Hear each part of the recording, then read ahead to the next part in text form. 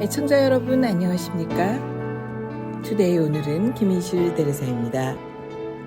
멀리 보이는 산의 붉은 단풍과 늦가을의 소리를 밟으면서 김인실 대리사의 투데이 오늘은 여러분과 함께 문을 엽니다. 지난 며칠간 내린 비로 가을이 꽤 깊어졌고 가뭄이 조금이라도 해소되었으면 하는 바람입니다. 이곳 LA를 한두 시간만 벗어나도 낙엽과 늦가을의 소리가 한데 뭉쳐 자연을 만들어가는 아름다운 모습, 만추의 모습을 볼 수 있을 것 같습니다. 하루하루 바쁘게 살아가는 우리에게는 조금 낯설기도 한 이야기일 수도 있고 또 얇은 책 한 편 가까이 하기가 벅찰 때도 있는 이곳의 바쁜 생활이지만 그것 또한 어쩌면 우리 마음의 여유가 모자라서 그런 것 같다는 생각을 해봅니다. 이 공간을 조금만 벗어나 문 밖으로 나가면 우리의 가슴을 모두 설레게 하는 가을. 가을바람에도 정말 냄새가 있는 것인지 높은 하늘이 품고 있는 색은 정말 파란색이 맞는 것인지 그저 우리는 생각할 필요 없이 눈을 감고 느끼기만 하면 될 듯합니다. 느낄 것이 너무 많은 아름다운 지금인데 정말 소중한 것을 놓치고 있는 가을의 하루는 아니겠죠. 가을향과 함께 김인실 대리사의 투데이 오늘은 여러분과 함께 시작하겠습니다. 오늘 함께 하실 글은요. 서강대학교 영문학과 교수시며 카톨릭 신자이신 장영희 교수의 글 준비했습니다. 방학에 연구실에서 서랍을 정리하다가 예쁜 크리스마스 카드 한 장을 발견했습니다. 이 카드는 미국으로 유학 간 제자가 보낸 것인데 파란 배경에 흰 옷을 입고 머리 위에 동그란 금색 후광이 있는 꼬마 천사가 양을 안고 서 있는 그림이었습니다. 그림이 예뻐서 다른 카드는 다 버리면서 서랍에 넣어두었던 모양입니다. 이제껏 받은 카드 중에 제일 인상에 남는 것은 초등학교 2학년 때 당시 미국 유학 중이시던 아버지가 보내주신 천사 카드입니다. 빨간 바탕에 반짝이가 가득 붙은 흰색 옷에 금날개를 단 예쁜 천사가 뭉게구름 위에 앉아있는 카드였습니다. 얼마나 황홀할 정도로 예쁘던지 나는 그 카드를 몇 년 동안이나 내 책상 앞에 붙여놓았습니다. 그리고는 가끔씩 그 카드를 보며 막연히 언젠가 천사를 만나보았으면 하는 생각을 하곤 했습니다. 누구에게나 수천사가 있다는데 천국에서 내려와 나에게 행운을 주는 착한 천사는 정말 그 카드 속의 천사처럼 반짝거리는 금발에 흰 뭉게구름 위에 앉아있는 귀여운 서양 소녀처럼 생겼을까요? 그래서인지 나는 오랜 세월이 지난 지금도 천사를 좋아해서 천사상을 사모았고 내 연구실에 오는 손님들은 여기저기에 있는 천사상에 호기심을 갖곤 했습니다. 몇 년 전 내가 번역한 바너비 스토리라는 소설의 작가 앤 테일러를 인터뷰한 적이 있습니다.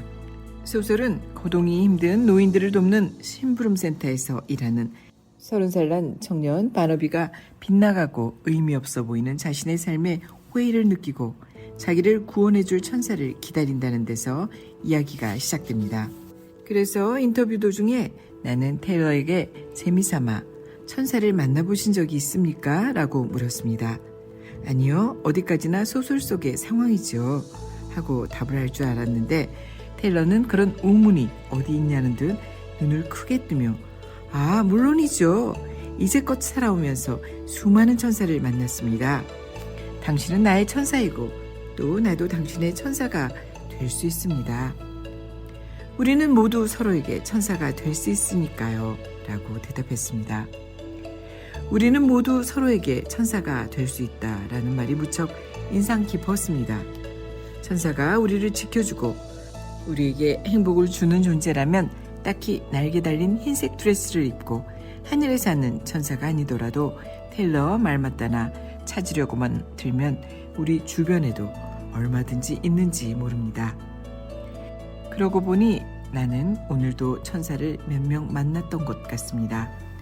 아까 내가 오는 것을 보고 무거운 문을 열고 기다려주는 학생, 차바퀴가 인도에 걸려 바퀴가 꼼짝 못하자 손으로 이리저리 방향을 지시해주던 지나가던 아저씨, 어쩌면 모두 다 나의 천사였는지도 모릅니다. 그런데 이번 여름 내가 만난 천사 중에 정말 절대로 잊을 수 없는 천사가 하나 있습니다. 지난 여름 어느 날 내가 신고 다니는 다리 보조기가 고장이 났습니다. 보조기가 없으면 꼼짝도 못하니 당장 수리를 해야 할 텐데 마침 동생들 셋 모두가 서울에 없었고 다른 사람들이 보조기를 갖고 수리점에 다녀올 수 없는 상황이었습니다. 그런데 바로 그날 저녁에 꼭 나가야 할 일이 있어 할 수 없이 어머니가 다녀오시기로 했습니다. 보조기가 무척 무거워 나는 너무나 걱정이 되었지만 달리 방도가 없었습니다. 보조기를 들고 가신 지 3시간쯤 지났는데도 어머니가 오시지 않자 나는 당황하기 시작했습니다. 보조기 수리점에 전화해보니 이미 떠나신 지 1시간이 지났다는 것이었습니다. 벌써 도착하시고도 남을 시간이었습니다. 혹시 땡볕에 쓰러지셨나? 어머니가 하고 계신 심장 박동기에 문제가 생겼나? 나쁜 운전기사를 만나지는 않았나? 나는 안절부절 동생들에게 연락하기 시작했습니다. 그러기를 1시간 정도 마침내 돌아오신 어머니는 피곤하지만 밝으신 모습이었습니다. 보조기 수리를 마치고 집에 돌아오려는데 1시간가량 기다려도 택시가 오지 않자 지쳐서 길 건너편에서 차를 잡기 위해 육교를 건너시기로 했습니다. 그런데 보조기 꾸러미를 들고 육교를 올라가는데 너무나 힘이 들고 현기증이 났습니다. 세상이 깜깜해서 잠깐 난간을 붙들고 어쩔 줄 모르고 서 있는데 어느 아가씨가 할머니 그거 제가 들어드릴게요 하면서 선뜻 보조기 꾸러미를 받아들고 어머니를 부축했습니다. 그 아가씨의 도움으로 어머니는 무사히 육교를 내려왔고 그곳에서는 금방 택시기사가 와서 무사히 집에 오실 수 있었다는 것입니다. 정말 그 아가씨야말로 천사가 아니고 무엇이겠습니까? 흰 구름을 타지 않아도 반짝이는 금발에 날개가 없어도 그 아가씨는 나에게 어머니를 지켜준 천사였고 나는 꼭 그 천사를 찾아서 고맙습니다 라는 말을 해야 합니다. 내가 지금 찾는 천사는 짧은 커트머리에 검은색 바지, 하늘색 티셔츠를 입고 있었고 여름 어느 날 오후 2시경 신문로 파출소 맞은편에 있는 육교에서 나타났습니다. 왠지 그 천사는 교우일 것 같고 이냐시오의 벗들을 읽을 것 같습니다. 혹시 이 글을 읽는 독자 중에 그런 천사가 있으면 꼭 연락해 주시기 바랍니다. 하지만 나는 알고 있습니다. 어쩌면 영 만나지 못할 그 천사에 보답하는 길은 내가 누군가의 천사가 되어주는 것뿐이라는 것을요.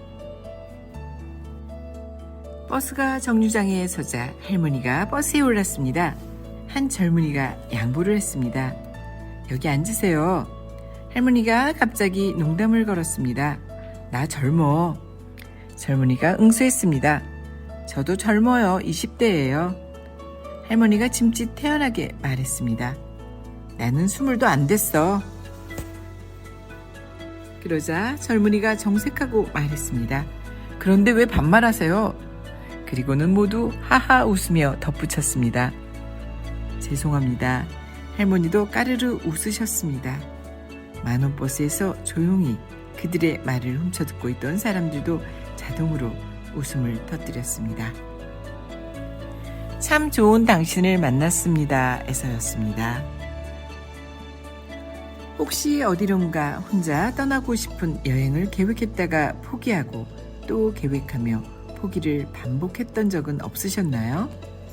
한 번도 시도해본 적이 없이 혹시나 하는 마음으로 자주 포기하곤 했던 일들이 많을 것이라 생각됩니다. 시작도 하기 전에 두려움과 걱정으로 머릿속이 복잡했던 많은 기억들, 그 두려움의 경계선을 자신 있게 넘을 수 있는 용기라는 단어가 무엇보다 필요한 요즘입니다. 용기라는 것은 자기가 할 수 있는 것, 그 이상의 무엇이든 다 할 수 있는 것이니까요. 이 가을에는 우리 모두가 무엇이든지 다 할 수 있는 용기가 가득한 시간이었으면 좋겠습니다. 김인실 대르사의 투데이 오늘은 여기까지입니다. 행복한 가을을 지내는 애청자 여러분 모두를 응원하면서 저는 다음 주에 다시 돌아오겠습니다. 함께 해주신 여러분 고맙습니다. 건강 챙기시는 거 잊지 않으셔야죠.